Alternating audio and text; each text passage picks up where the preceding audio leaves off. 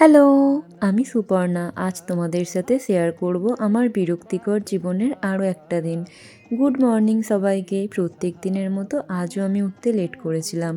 অন্য দিনের তুলনায় একটু বেশিই লেট করেছিলাম আর কি। উঠে জানালার পর্দাগুলো সরিয়ে দেখছিলাম বাইরের ওয়েদারটা কেমন। এখন যেহেতু শীতকাল, দুপুর অবধি খুব সুন্দর রোদ থাকে, আর এরকম ওয়েদার আমার ভীষণ ভালো লাগে।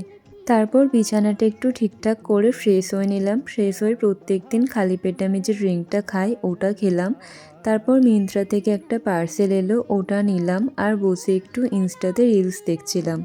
অনেকটা লেট হয়ে গিয়েছিল, মা বকছিল বলে আমি স্নান করে নিলাম। স্নান করে নিয়ে আজ যেহেতু মঙ্গলবার, বজরংবলীর পুজো করলাম, হনুমান চাল্লিশা পড়লাম। তারপর স্কিন কেয়ার করছিলাম।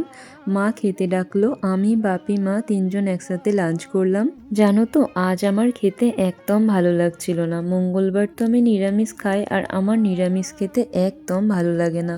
তারপর দুপুরে একটু গল্প পড়ছিলাম, আর উঠে প্রত্যেক দিনের মতো আজও সন্ধেবেলা নাম জপ করলাম। তারপর প্রতিদিনের মতো আজও সন্ধেবেলা আমাদের বাড়ির পাশের মন্দিরে প্রণাম করতে গেলাম।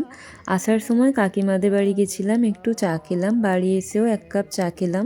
তারপর ডিনার করলাম। ডিনারে ছিল পরোটা আলুর তরকারি। ব্যাস, আজকের মতো এইটুকুই। ভিডিওটা ভালো লাগলে একটা লাইক করে দিও।